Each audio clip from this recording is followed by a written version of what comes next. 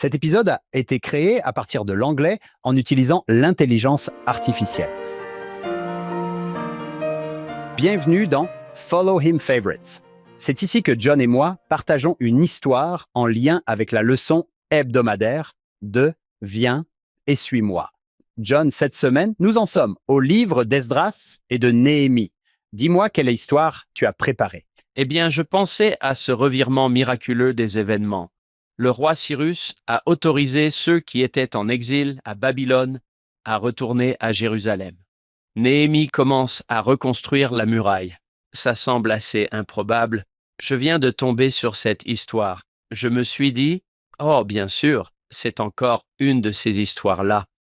C'est Richard Craycroft en mission en 1958.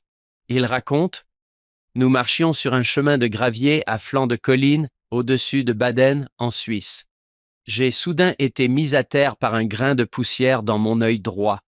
Ayant porté des lentilles de contact flambant neuves depuis seulement 5 jours, j'ai appris qu'un grain de poussière donne la même sensation qu'une poutre.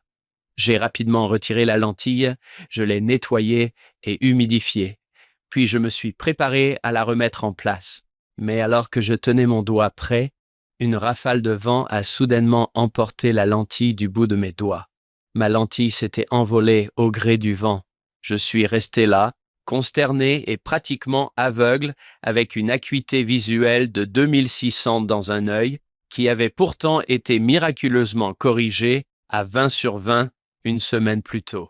Elder Neil Redding et moi avons commencé à chercher à 4 pattes sur le gravier humide, en balayant un rayon de 8 pieds autour de l'endroit où je pensais l'avoir perdu. Nous avons cherché en vain pendant 20 minutes. Puis, à moitié aveugle et à moitié désespéré, j'ai suggéré à mon compagnon que, puisque nous étions déjà dans cette situation, nous devrions prier.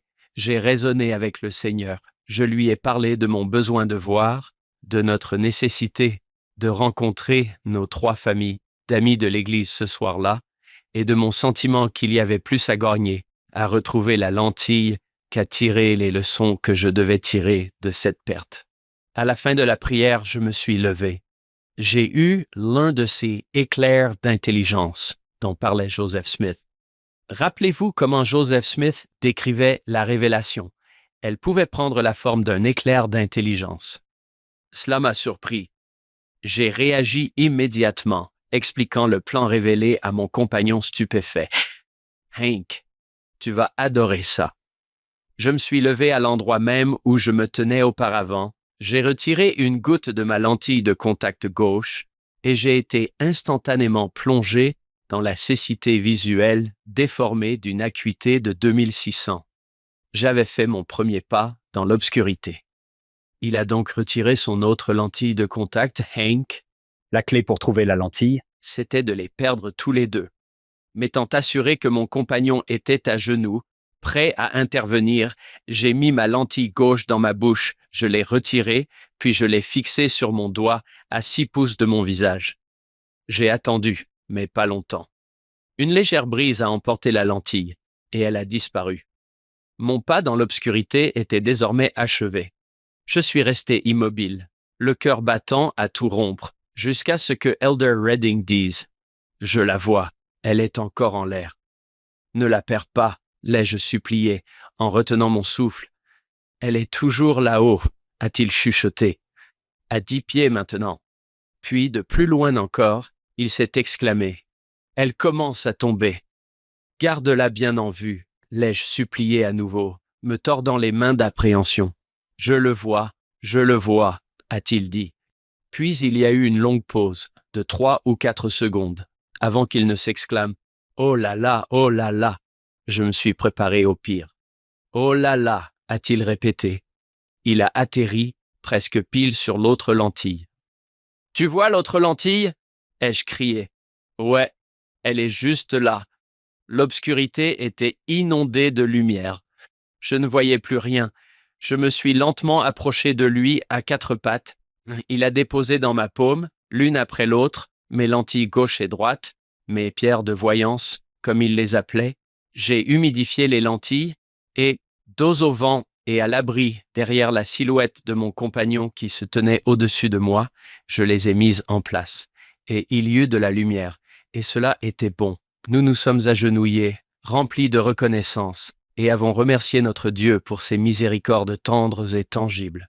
Nous sommes passés à la maison suivante, émerveillés par un Dieu qui connaît la chute de chaque moineau et l'emplacement exact, à Baden, en Suisse, de la lentille de contact droite d'Elder Craycroft.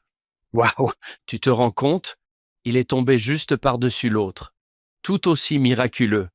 C'est ma façon de relier ces deux histoires. Je vais te laisser retourner à Jérusalem pour reconstruire. Dieu sait où se trouvent les objets perdus. Et il sait même où se trouvent les personnes perdues. C'est l'une des raisons pour lesquelles nous l'aimons. Oui, et ça doit être un choc de découvrir qu'on a été en captivité pendant des décennies. Tu peux rentrer chez toi maintenant. Attends, quoi? Oui? Oui, ce serait tout aussi choquant que de découvrir que ton... Eh bien, sors l'autre et laisse le vent le balayer. Il se retrouvera au même endroit. Il y a deux sortes de folie. Il y a la folie miraculeuse et la folie pure et simple. Ouais. Mais j'adore ça. Nous espérons que vous nous rejoindrez pour écouter notre podcast dans son intégralité. Il s'intitule Follow Him. Vous pouvez le retrouver partout où vous écoutez des podcasts.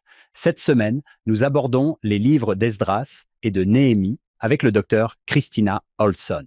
Elle va nous faire découvrir des livres que je ne connaissais pas vraiment en mettant en lumière des aspects que je n'avais jamais remarqués auparavant. Revenez nous voir ici la semaine prochaine. Nous vous proposerons une nouvelle édition de Follow Him Favorites.